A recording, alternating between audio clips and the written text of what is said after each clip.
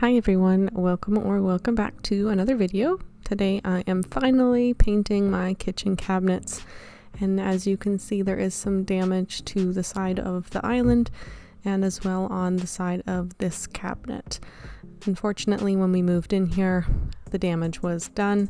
I think from the previous owners they had dogs, so it got quite destroyed around the corner with the black. It's not mold, I'm not quite sure what it was. I tried to clean it up really well, but it did not work, so we are painting it. So I've got all my cabinets labeled with numbers so that way I don't get them mixed up. Once everything was labeled, I started removing the hardware. I am keeping this hardware. I did buy this hardware previously because the hardware that was on it was super ugly. It was like a white and gold. It just did not look good. So I am keeping this hardware, and then I am only taking off the doors. I'm not actually going to remove the hinges. I'm too worried about the hinges getting messed up and then the doors not opening and closing properly. So I just work around it with taping the hinges off, and it works out really well. Yes, it kind of got in the way a little bit, but I would rather tape up the hinges and work around it than risk screwing it up. Temporarily, I did put this plastic with the tape just to prevent my cat from kind of getting in the cupboards as well as any dust before I actually was ready to paint, because I did have a lot of prepping to do before obviously getting to the paint. So I just wanted to prevent as much dust and cats from getting in there as I could. Once I was done adding the plastic to the lower cabinets, I did use some delicate tape around all the walls where the cabinets touched, and then I taped on the floor as well. After everything was all taped up and good to go, I started cleaning all the cabinet doors with some simple green all-purpose cleaner. These cabinets really aren't too bad. There was a couple that maybe had like a little bit of grease splatter over the oven, but overall they actually weren't that bad. So I'm just using a scrubby pad and some simple green and cleaning it off really well. In the corners there is a little bit of dust, so I just take a toothbrush and I scrub in the corners just to make sure I get out any gunk that could be stuck there, because if you don't clean it properly, your paint will not adhere well and then your finish will end up failing. This is a lot of work to not do it properly, so I tried my best. It's probably been a few weeks since I have finished these cabinets, and they're holding up really well. I'm really happy with the way that they look, and I'm just so happy to look at my cabinets and not see black on the sides of them. Anywho, make sure you clean it well, and then once you're done cleaning, you just want to wipe off any of the cleaner with some water.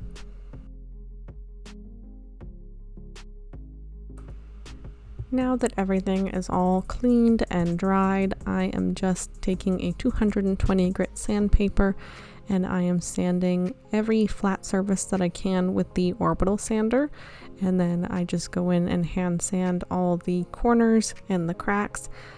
You definitely do not want to skip this step. A lot of people might try using liquid sandpaper.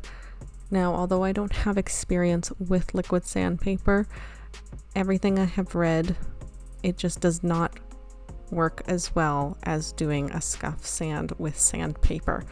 So again, if you're going to make the effort of doing this, which was a huge project, just do it right and take your time.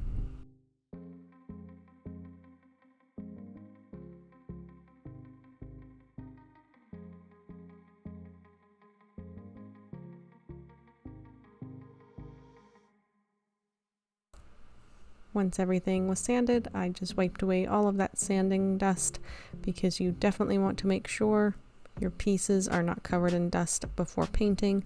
Again, any dust, dirt, debris will prevent your paint from adhering the best it can.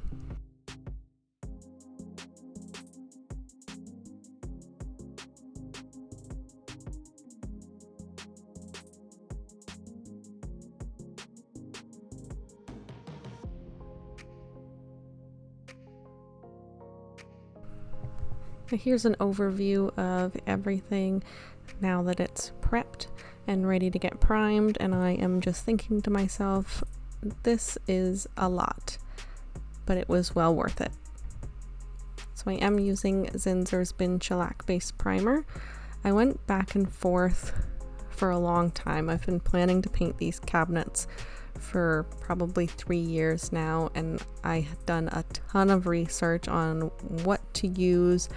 I was thinking about using 2 different primers. One is from Benjamin Moore called Sticks Primer, and then I was going to do the Zinsser's Bin Shellac Base Primer and then the paint. But if you had watched my other video of the cedar chests that I did, I had tested out the specific paint that I wanted to use for the cabinets, and I had only used this Zinsser's Bin Shellac Base Primer. I have that cedar chest in my basement still, and it has held up really well. I did the scratch test. Nothing happened. There was no scratches at all. So I was comfortable with just using the Zinsser's Bin Shellac Base Primer instead of buying another primer that I really don't need. I've got enough primers, and this worked out really well, and I'm happy I didn't end up spending the extra money and the extra time, because I only did 1 coat of this primer. Some of the spots I did have to touch up because there's really deep crevices on the front face of the drawers, so I did touch that up a little bit just to make sure that every spot was covered evenly. When you're painting any door, you just want to make sure that you do start with the back first, because you want your final coat to be the front that you're going to see. Because if you end up having a soft paint that's not fully cured yet, and then you put that drawer front on something to hold it up, it could end up getting indented and then cause you to have not as smooth of a finish. On days that I wasn't out in the garage working on the doors, I tried to get stuff finished on the inside. This project took me maybe a couple of weeks, I think. I ended up going out to the garage and doing stuff pretty much every single day because I just wanted it done. So I just come in and I'm scuff sanding the base of the cabinets as best as I can with the orbital sander, and then hand sanding any spots I couldn't reach.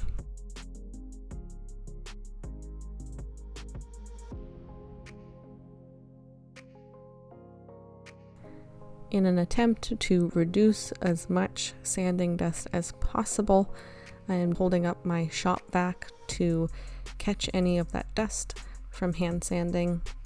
I think it probably worked better than not doing it, so I would recommend doing that if you don't want a ton of dust in your house when you're doing this. In this clip, you can really see how much dust gets on your pieces, so you really need to wipe off that dust with a damp rag or a tack cloth, but I just like using a microfiber cloth with some water, and then I have extra water in my bucket that I rinse and keep using the same rag and getting all that dust off. Hello, Draco. He just loves roaming around, checking out what the heck I'm doing.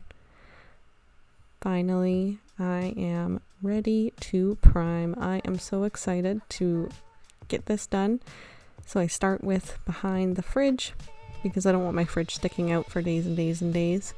To be honest, I don't have a lot of footage of me putting the paint on the base cabinets inside the house. At that point, I was just wanting my kitchen back in order. So most of the footage of inside is me putting the primer on.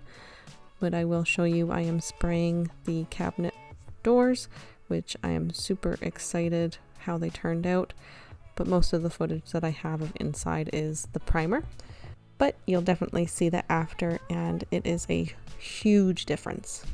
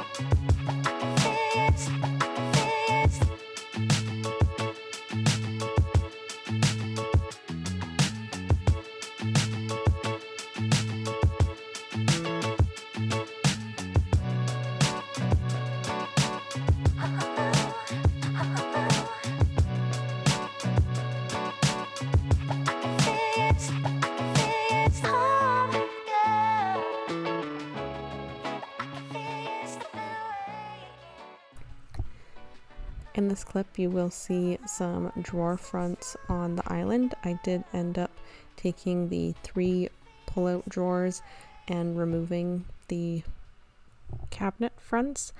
It just was not possible to paint them without getting paint all over, so I did have to remove them, which was only held on by a couple of screws, so it was super easy. I didn't want to give up my drawers so soon before I was ready to paint.